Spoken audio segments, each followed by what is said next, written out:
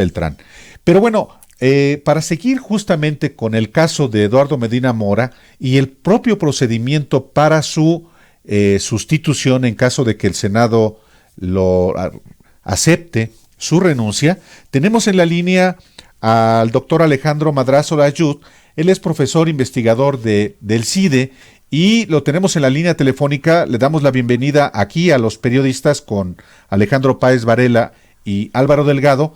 Alejandro, porque para empezar te preguntaría, ¿cómo valoras la renuncia del ministro Medina Mora, a quien tú en su momento, en 2015, considerabas no apto para desempeñar el cargo? Bueno, primero que nada creo que hay que decir que la renuncia corrobora lo que habíamos señalado desde hace tiempo, que es que el ministro Medina Mora nunca debió haber sido ministro. Creo que hoy en día nadie, inclusive él, defendería que debe de ser ministro, tan es así que él mismo está presentando su renuncia. Y eso, más allá de las razones específicas por las cuales haya renunciado, de las consecuencias en la coyuntura que tenga su renuncia, es importante subrayarlo, porque el procedimiento mediante el cual él fue nombrado fue un procedimiento que a todas luces fue insuficiente en términos de escrutinio para sacar a la luz todo lo que parece estar saliendo a la luz hoy en día. Y si el procedimiento del Senado no permite hacer un escrutinio para el nombramiento de la cabeza del Poder Judicial, entonces no está cumpliendo su función, no nos está sirviendo. Entonces aquí hay que pensarlo en distintos niveles. Primero, se confirma, Medina Mora no debió haber llegado a ministro, pero entonces la reflexión es, ¿cómo es que un hombre como Medina Mora llegó a ser ministro? ¿Y qué tenemos que hacer para que no se repita la historia? Claro, porque pues sí, había señales. Ayer mismo platicábamos con un colega de la revista Proceso. Decía exactamente, casi con tus mismas palabras, Alejandro, decía, pues de entrada no debió haber llegado, decía Jorge Carrasco, pues no tenía ni los atributos, ni la carrera, ni la trayectoria. Es más, pues estaba manchado de origen por un montón de escándalos, y no debía haber llegado. Así es. Llegó por representar intereses. Bueno, pues eso parece, en su momento lo señalamos, Sí. parecía que era parte de la estrategia del exconsejero jurídico de la presidencia, Humberto Castillejos, para colocar a sus leales, a gente de su grupo, en distintos puestos de poder dentro de la judicatura, pero también en otros espacios políticos y jurídicos del país, para tener una especie de red transeccional de poder. En esa misma lógica fue que impulsó a su primo para ser también ministro de la Corte primero y fiscal después, a Arturo Cervantes. Era un modus operandi bastante claro de un grupo político, jurídico, y lo sabremos en su momento, si también criminal o no, y eso pues es muy delicado. Pero más delicado aún es que no es una sorpresa, no es algo que nadie supiera. Claro. Decenas de miles de ciudadanos lo dijimos como nunca se había dicho en la historia de la Suprema Corte de Justicia. O sea, era tan impresentable la candidatura de Medina Mora que generó un movimiento nacional en su contra. Y aún así, el Senado dictaminó que era perfectamente elegible. Recuerden ustedes que en ese momento el presidente de la Comisión de Justicia era Roberto Gil, y él defendió ese dictamen, él defendió ese dictamen, también fue presidente del Senado. O sea, hay un Senado y un liderazgo del Senado que no estaba dispuesto a realizar el escrutinio. Claro. Por una parte, entonces hay que ver esa disposición, pero hay que entender en el contexto de las reglas procesales. Y las reglas procesales lo que hacen es cargar la mano a favor del presidente. De poco sirve resistir el nombramiento de un ministro cuando todas las fichas están alineadas para que el presidente literalmente pueda nombrar a quien él quiera al final del día. Y ahora lo relevante es que, como previsiblemente va a ser aceptada su renuncia por parte del Senado, pues el procedimiento por el cual Medina Mora llegó a ministro, pues es ahora el mismo procedimiento con el que se va a nombrar a su sustituto. ¿Qué hay que advertir al respecto, Alejandro Madrazo? Bueno, hay que advertir que el procedimiento no funciona. El procedimiento era un procedimiento que estaba de por sí ya cargado a favor del Ejecutivo cuando se diseñó en 1994. Sí. En 1994 lo que se dijo en la Constitución, y la Constitución textual al respecto es, se presenta una terna por parte del presidente al Senado. El Senado tiene 30 días para resolver sobre esa terna. Si no elige en 30 días a uno de esos candidatos en la terna, entonces puede rechazarla. Sí. Y viene una segunda terna. Ahora, aquí es donde, por así decirlo, la puerca tuerce el rabo. Para mí es muy claro que la redacción constitucional pretendía que las dos ternas fueran completamente distintas, de forma que si el presidente tenía algún favorito y lo lanzaba en la primera terna, más valía que fuese un favorito de primera calidad, porque entonces no podía entrar a la segunda terna. Pero aquí el precedente histórico tomó un cauce que vino a dar al traste con lo poquito que había de contrapeso en el procedimiento de nombramientos. Y me refiero a la elección de la ministra Margarita Beatriz Luna Ramos, nominada por el presidente Fox. Sí. ¿Qué sucedió en esa ocasión?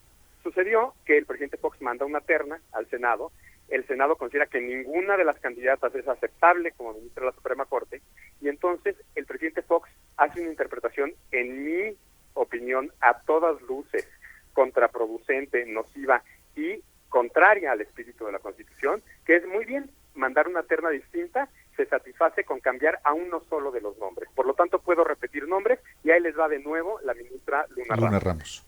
Y entonces, ya con la ministra Luna Ramos en la segunda terna, si el Senado rechazaba esa segunda terna, Fox podía designarla directamente. Así es. Y entonces, así lo que ocurrió es que, en vez de ser un presidente con el acuerdo de una mayoría calificada quien nombrase a un ministro, el procedimiento se pervirtió, se deformó y se convirtió en un mecanismo en el cual cualquier presidente con 34% del Senado podía unilateralmente nombrar al siguiente ministro. ¿Cómo? Repitiendo un nombre en las dos ternas y al final del día escogiendo a quien quisiera de esa terna. Con eso sería el traste con lo poquito que había de equilibrado en ese mal diseñado pero no catastróficamente mal diseñado, procedimiento. Lo que resultó fue un procedimiento catastrófico, que es el que tenemos ahorita. Un procedimiento en el cual, en un absurdo, le exigimos a un Senado que está saturado de nombramientos, además de sus labores legislativas normales, sí, nombramientos de embajadores, de oficiales de Hacienda, de magistrados del Tribunal Electoral, etcétera, etcétera, etcétera, hacer en 30 días el escrutinio de 3 personas para someterlas a consideración del Pleno. Perdón, pero en 30 días no se puede hacer el escrutinio bien ni de siquiera de 3 alumnos para nosotros los profesores. O sea, Claro. tendría que haber más tiempo para que se hiciera un escrutinio real. No hay tiempo para un escrutinio real, lo que hay es una simulación, y lo hemos visto vez tras vez. Los candidatos comparecen 30, 40 minutos, se les hacen preguntas un tanto insulsas, sí, y después el dictamen dice son elegibles y somete a votación, convirtiendo el procedimiento en más bien un procedimiento de negociación política y no de escrutinio público de candidatos. pero no se ve que esto vaya a modificarse en lo inmediato. Por lo que se prevé es que el Ejecutivo enviará su terna, y en caso de que no sea no logre las 2/3 partes de los miembros presentes en el Senado, pues se desecha, viene la otra y eventualmente designa directamente el Ejecutivo.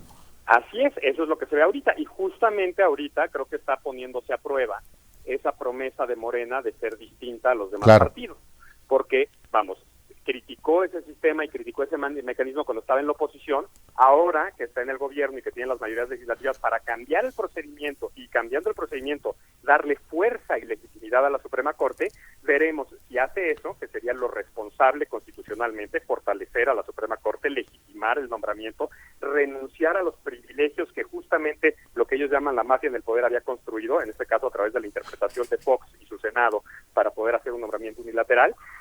Si rechaza esos modos y esas formas de la vieja clase política, o si simplemente se trataba de un quítate tú para ponerme yo, y va a aprovechar esos modos y esas formas para ahora imponer él a sus cuotas y cuates. ¿Podría existir la posibilidad que, por premura, por cuestiones de tiempo, con el compromiso de modificar esa pues puede ser una reforma constitucional para modificar el 96 y el 99, creo, pero proponer una terna no con constitucionalistas afines, sino que tengan una trayectoria de integridad, de profesionalismo, que rompan con esa lógica facciosa que ha caracterizado la integración de los más recientes o el nombramiento de los más recientes ministros? Por supuesto que puede hacerlo, pero eso siempre lo pudo hacer. La expectativa con los 2 nombramientos que tenía conforme al escalonamiento normal era que nominara a juristas del calibre, del peso, del reconocimiento, de la inteligencia de Ana Laura Magaloni, por ejemplo. Sí. Y lo que hizo fue mandar, ternas de pacotilla. digo, de los 6 nombres sometidos ante